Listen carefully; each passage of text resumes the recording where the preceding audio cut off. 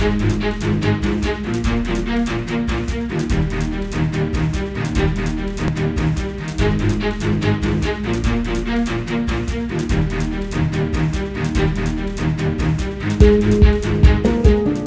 Sociale Le Mag, un podcast de la Cour de cassation.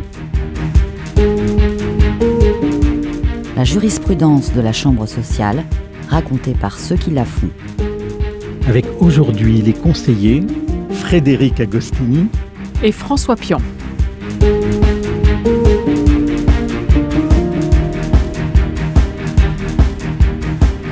Bonjour Frédéric, comme chaque mois, avant de faire un focus sur un arrêt que nous décrypterons ensemble, consacré à l'existence du contrat de travail et au délai dans lequel une personne peut faire constater par le juge qu'elle est titulaire d'un tel contrat. Nous commençons par évoquer l'actualité des décisions de la Chambre sociale avec 3 arrêts relatifs à l'exercice du droit de grève au sein d'une entreprise chargée de la gestion d'un service public, à la question de l'application dans le temps de la loi du 8 août 2016 qui a modifié les obligations de l'employeur quant au reclassement des salariés déclarés inaptes à leur emploi et l'application concurrente des dispositions d'un accord collectif et d'un contrat de travail. Alors nous abordons avec le premier arrêt la question de l'exercice du droit de grève au sein d'une entreprise chargée de la gestion d'un service public. Mais d'abord, rappelons que pour ces personnels employés dans des entreprises qui sont soumises à une obligation de continuité du service, l'exercice du droit de grève, c'est-à-dire le droit de cesser le travail, de façon collective et concertée pour appuyer des revendications collectives, obéit à un régime particulier.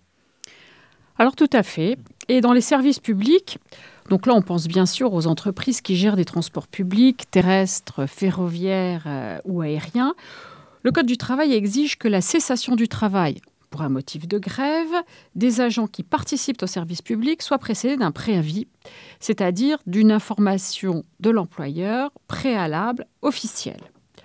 Le préavis doit émaner d'un syndicat représentatif. Il doit préciser les motifs de la grève, il doit mentionner le champ géographique, autrement dit les établissements qui sont concernés. Il doit mentionner l'heure de début ainsi que le caractère limité ou non de la grève envisagée. Et puis le préavis doit parvenir à l'employeur au moins 5 jours francs avant le déclenchement de la grève et pendant ce délai, employeurs et syndicats sont tenus de négocier. Oui, par ces dispositions, le législateur a cherché à concilier le droit de grève des salariés et le principe de continuité du service public qui ont tous deux le caractère de principe à valeur constitutionnelle. Mais on comprend bien que tant que sa participation s'inscrit dans les modalités annoncées par le préavis, chaque salarié décide librement s'il participe ou non au mouvement de grève, quand il participe et pour quelle durée. Absolument. Et la Cour de cassation rappelle de façon constante que la décision de fin de grève ne peut être prise que par le ou les syndicats qui ont déposé le préavis et que pendant toute la période qui est définie par le préavis, l'employeur ne peut pas déduire de l'absence de gréviste que la grève est terminée.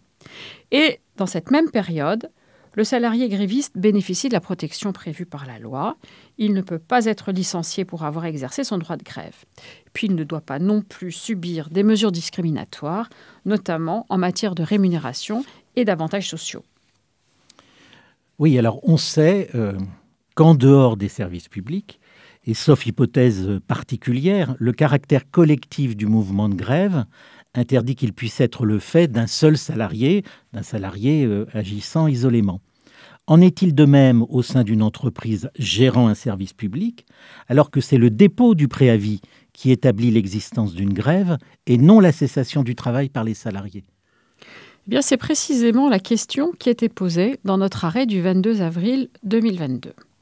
Dans cette affaire, l'employeur avait licencié pour abandon de poste un salarié qui avait refusé de reprendre son poste alors même qu'il avait été informé qu'il était le seul salarié de l'entreprise se déclarant encore gréviste.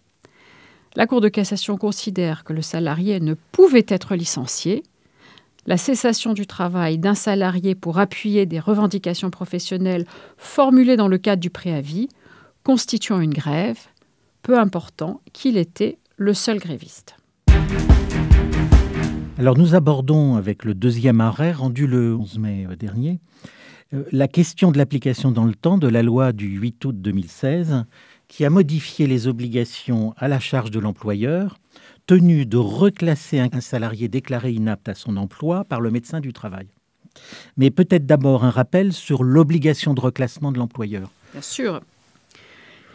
Il s'agit de l'obligation faite à l'employeur dont le salarié qui a été victime d'une maladie ou d'un accident et qui est déclaré inapte à occuper son poste de travail, de proposer à ce salarié un emploi adapté à ses capacités.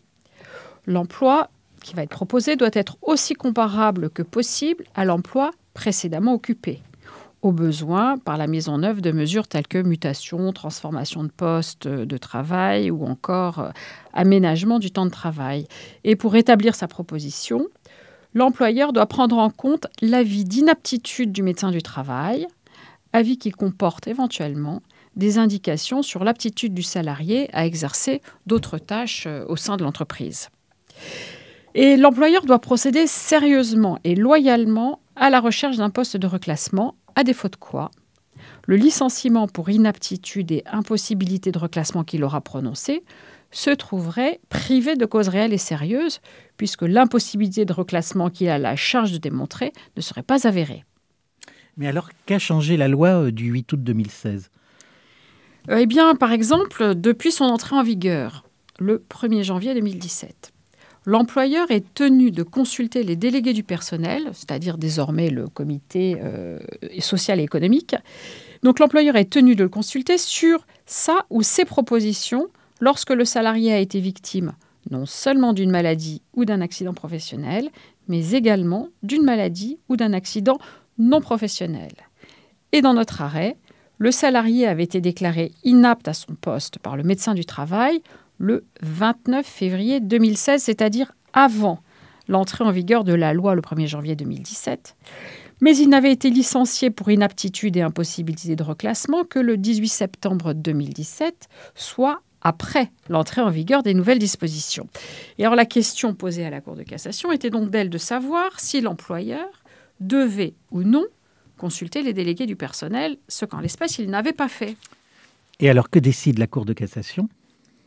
Eh bien, elle constate que l'obligation de rechercher un reclassement qui pèse sur l'employeur naît à la date de la déclaration d'inaptitude, soit, dans notre hypothèse, le 29 février 2016.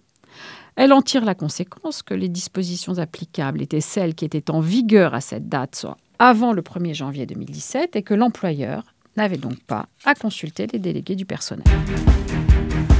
Alors enfin, le dernier arrêt, également du 11 mai dernier, nous permet d'aborder une question essentielle en droit du travail, qui est celle du concours de normes, c'est-à-dire de l'application concomitante à une même situation juridique, des clauses du contrat de travail et des clauses d'une convention ou d'un accord collectif.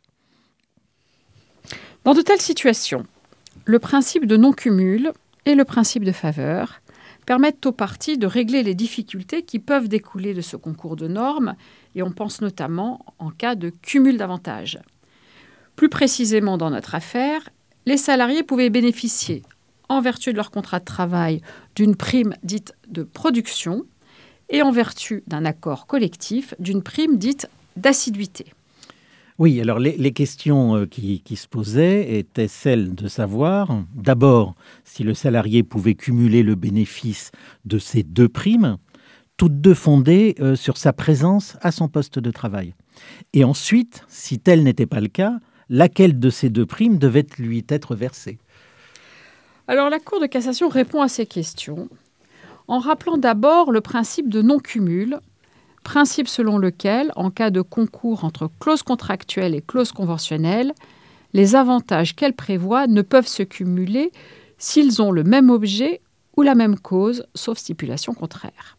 La Cour de cassation rappelle également le principe de faveur, selon lequel c'est le plus favorable des avantages en concours qui doit être accordé aux salariés. Et alors dans cette affaire, il appartiendra à la Cour d'appel, devant laquelle l'affaire a été renvoyée pour un nouvel examen, de rechercher si les deux primes ont le même objet ou la même cause, et si tel est le cas, de déterminer, de la prime de production ou de la prime d'assiduité, celle qui est la plus favorable au salarié. Vous retrouverez donc les commentaires de ces 3 arrêts à la lettre de la Chambre sociale numéro 14.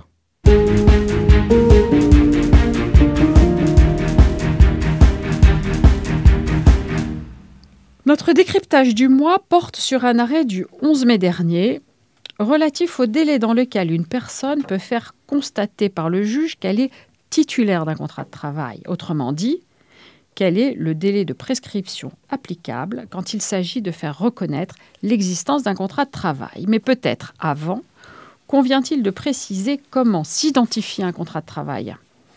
Alors, disons-le tout de suite, la volonté des parties est indifférente, et peu importe la qualification qu'elles ont donnée à leur contrat. Qu'il soit intitulé contrat d'entreprise, contrat de prestation de service ou même règlement de participant à un jeu télévisé, le juge va, au-delà des apparences, rechercher si le contrat constitue ou non un contrat de travail. Et l'examen des décisions récentes rendues par la Cour de cassation témoigne de la grande diversité des contrats dont la requalification est demandée au juge.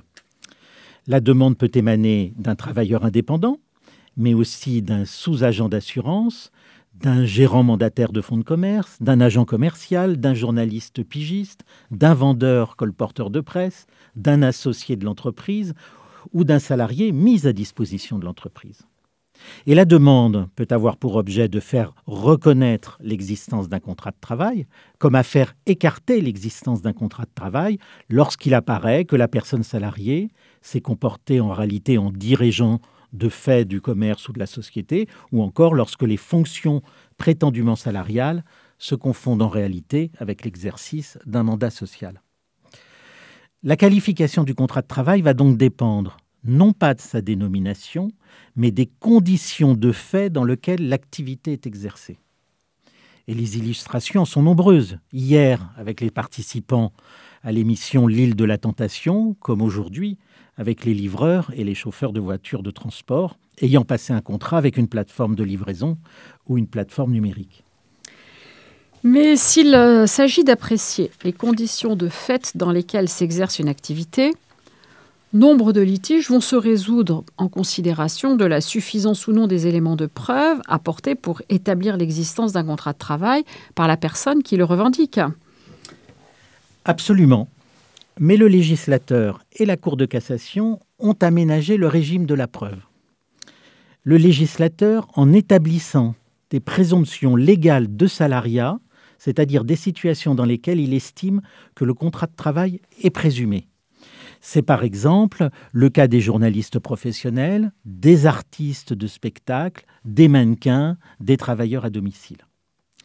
Et la Cour de cassation, pour sa part, a inversé la charge de la preuve dans des situations de contrat de travail apparent. Alors concrètement, on considère que crée par exemple l'apparence d'un contrat de travail, la remise d'une attestation assédique, d'un certificat de travail, l'établissement de la déclaration unique d'embauche, l'envoi d'un relevé de cotisation à un organisme de retraite, enfin, toute démarche effectuée par l'employeur, et même, sous réserve de certaines situations, la délivrance de bulletins de paie. Et dans de telles hypothèses, il appartient à la partie qui est à l'origine de cette apparence de contrat de démontrer que celui-ci, en réalité, n'existe pas.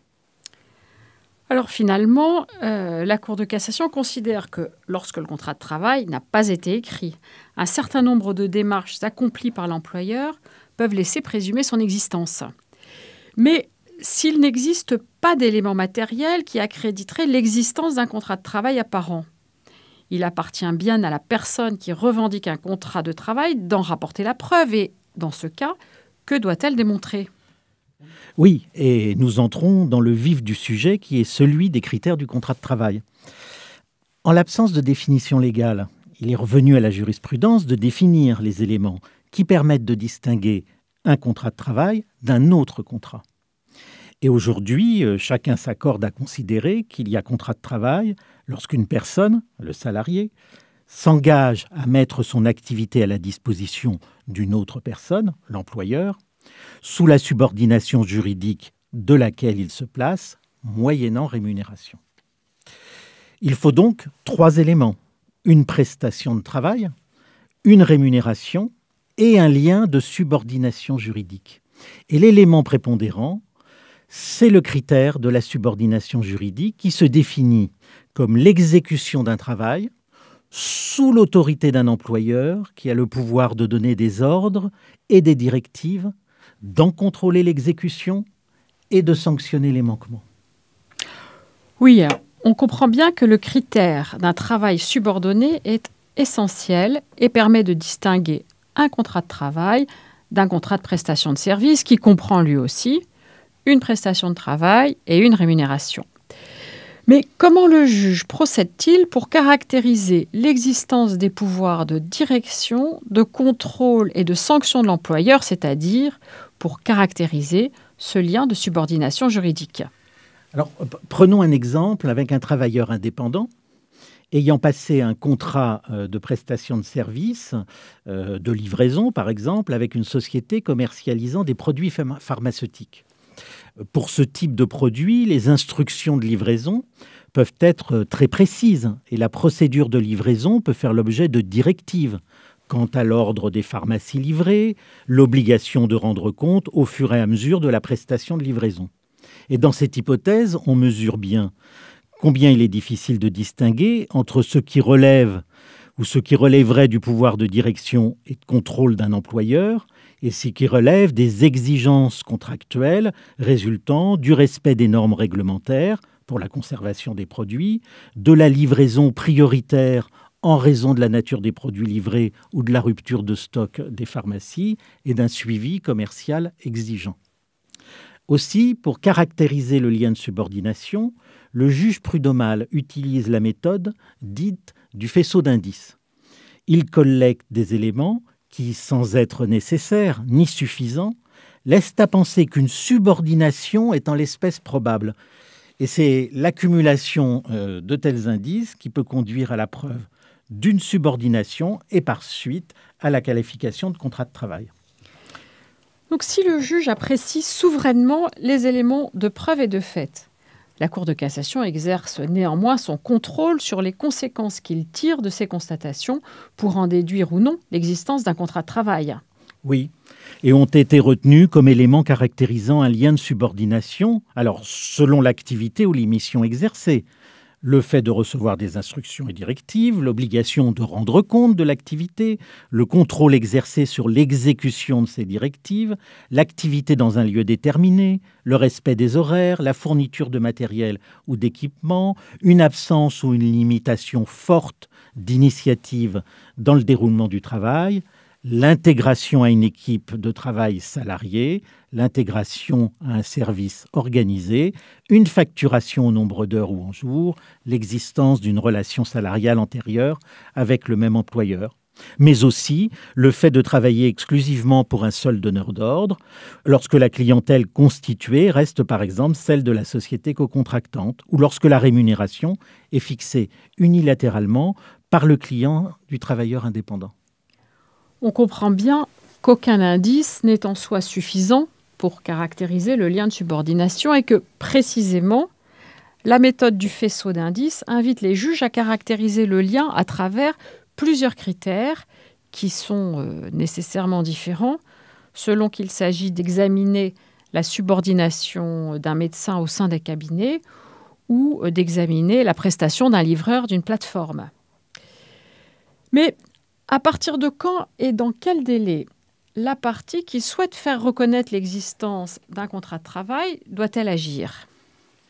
Et ce sont précisément les questions abordées par notre arrêt. Depuis le 19 juin 2008, le délai de droit commun pour agir en matière civile est de 5 ans. C'est l'article 2224 du Code civil. Cet article général a vocation à s'appliquer en droit du travail, à condition toutefois qu'il n'existe pas de disposition spécifique. Or, précisément, depuis le 17 juin 2013, l'article L1471-1 du Code du travail, qui figure dans un titre 7 intitulé « Prescription des actions en justice », prévoit en son premier alinéa que toute action portant sur l'exécution du contrat de travail se prescrit par 2 ans. Alors, s'agissant du point de départ de ce délai, le Code civil et le Code du travail précisent de manière quasi identique que le délai court à compter du jour où le titulaire du droit a connu ou aurait dû connaître les faits lui permettant d'exercer l'action. La Cour de cassation devait donc trancher la question de savoir si une personne dispose d'un délai de 5 ou 2 ans pour pouvoir constater l'existence d'un contrat de travail et quel en était effectivement le point de départ. Et qu'a décidé la Cour de cassation ? Alors, sur le second point, elle a fixé le point de départ du délai de prescription à la date à laquelle la relation contractuelle dont la qualification est contestée a cessé.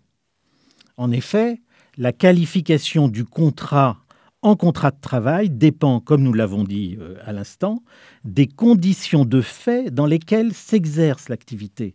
Or, ces conditions sont appréhendées dans leur totalité à la fin du contrat, dont la qualification est demandée. Pour ces raisons, le point de départ du délai ne pouvait pas être ni la date de conclusion du contrat, ni la date à laquelle le salarié subit l'exercice effectif d'un pouvoir de contrôle, de direction et de sanction. Sur le premier point, elle a considéré que l'action était soumise au délai de droit commun de 5 ans, celui du Code civil. En effet, il est constant qu'un texte spécial, qui déroge à un texte général, doit s'interpréter strictement. Ainsi, le périmètre de l'article L1471-1 doit être limité aux seules actions qu'il vise. Et à défaut, dans le silence des textes, il convient d'appliquer les dispositions du Code civil.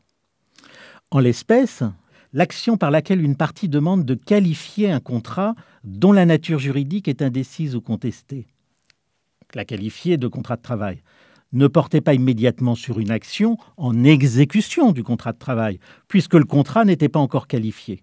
Ce sont donc les dispositions de l'article 2224 du Code civil qui s'appliquaient.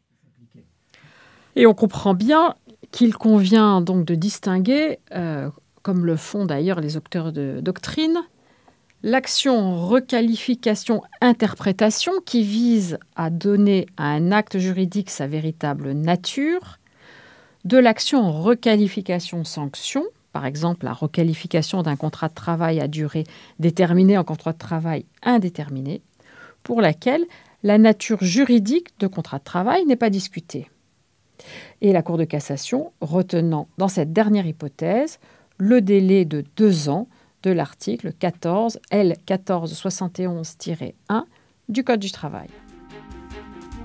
Eh bien, c'est la fin de notre podcast. L'arrêt du 11 mai 2022 peut être également retrouvé sur le site de la Cour de cassation avec le numéro de pourvoi 2014 421. Vous trouverez par ailleurs les références des arrêts cités dans la chronique sur le site internet de la Cour de cassation, rubrique kiosque. Merci François. À bientôt Frédéric.